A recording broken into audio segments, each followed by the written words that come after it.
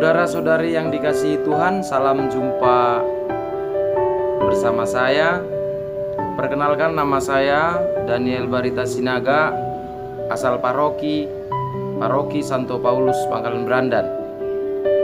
Saya akan membawakan khotbah atau renungan dalam kesempatan ini yang saya ambil dari Injil Matius 25 ayat 14 sampai 30. Yaitu perumpamaan tentang talenta. Selamat menyaksikan.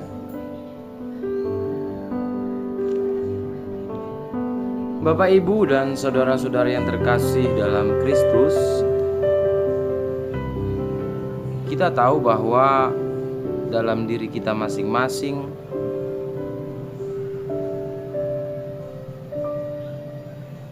telah menerima talenta atau bakat dari Tuhan. Tentu dalam hal ini kita memahami bahwa talenta dalam perumpamaan tadi itu adalah karunia atau anugerah rohani dari Allah. Jadi nggak melulu kita artikan dengan bakat atau kemampuan saja. Apa saja karunia itu? Apa saja bentuk karunianya? Misalnya ada karunia dalam wujud pekerjaan, itu anugerah, itu karunia. Dalam wujud waktu, kita punya waktu, umur yang panjang, itu adalah karunia. Lalu dari segi kesehatan, jauh dari penyakit, mempunyai fisik yang kuat, itu karunia. Dari jabatan, misalkan jabatan seorang kepala bagian misalkan, lalu manajer atau direktur, itu dari jabatan. Profesi, pekerjaan, supir, mekanik, dokter, atau pembantu rumah tangga juga itu profesi. Atau Gojek online, supir taksi. Atau karunia dalam hidup menggereja, menjadi pengurus gereja, seksi atau pelatih kur misalkan. Itu semua karunia dari Tuhan, itu anugerah. Lalu kalau kita bertanya, mengapa Tuhan mempercayakan karunia itu kepada kita? Apa tujuannya? Apa maksudnya?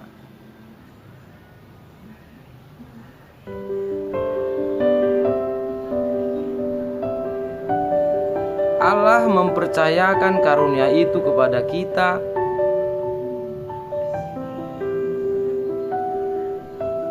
agar membantu kita untuk menaati perbuatan ilahi dalam diri kita, agar kita dapat hidup sebagai anak-anak Allah.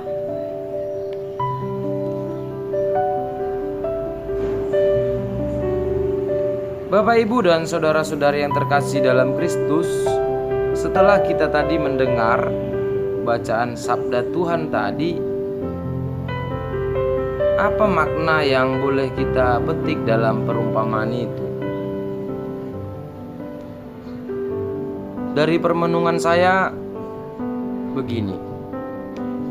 Dalam bacaan tadi Yesus mengatakan di ayat 14, sebab hal kerajaan surga sama seperti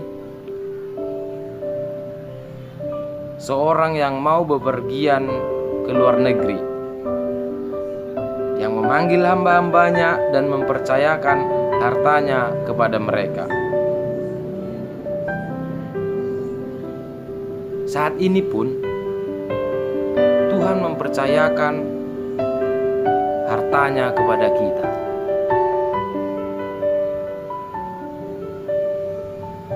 mempercayakan hartanya di dalam diri kita, di dalam hidup kita. Dan kita pun harus memperjuangkan kepercayaan itu, memperjuangkannya dengan segenap hati, memperjuangkannya dengan kerelaan hati. Contoh anugerah atau karunia dalam wujud pekerjaan di kehidupan kita sehari-hari. Misalkan seorang dokter lah katakan. Kita tahu dalam situasi kita saat ini yang terjadi wabah pandemi corona ini, kehidupan nyaris berdampak semua di sana sini, terjadi kesusahan. Karena si dokter tadi mempunyai talenta, lalu dia menggunakan talenta itu, anugerah itu untuk kepentingannya diri sendiri, kepentingannya, kesejahteraannya diri sendiri. Ya, tidak menggunakannya untuk membantu orang lain.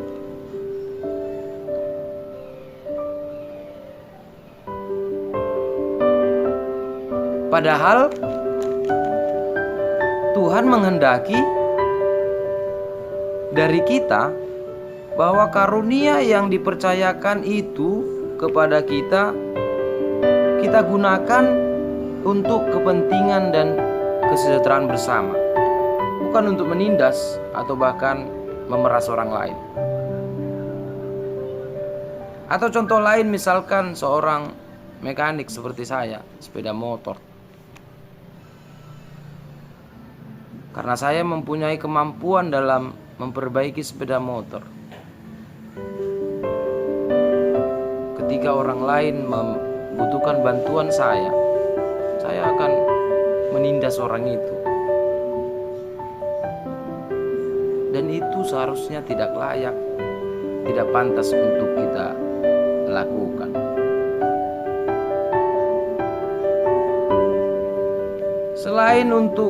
Selain memperjuangkannya untuk kesejahteraan bersama, kita juga harus menjalankannya dengan kerelaan hati. Saudara-saudari yang terkasih dalam Kristus, apapun itu bentuknya, semua anugerah Tuhan yang percayakan kepada kita kembangkan untuk membangun kebahagiaan dan kesejahteraan bersama, keadilan bagi sesama, dan persaudaraan di tengah-tengah masyarakat. Mari kita mohon kepada Tuhan agar tuntunan Roh Kudus-Nya memampukan kita membangun masyarakat yang adil, makmur dan sejahtera melalui bakat, talenta dan kemampuan yang Tuhan percayakan kepada kita. Semoga kita mampu melakukannya untuk menyenangkan hati Allah demi kebahagiaan kekal bersama Bapa di sorga. Semoga Tuhan memberkati. Amin.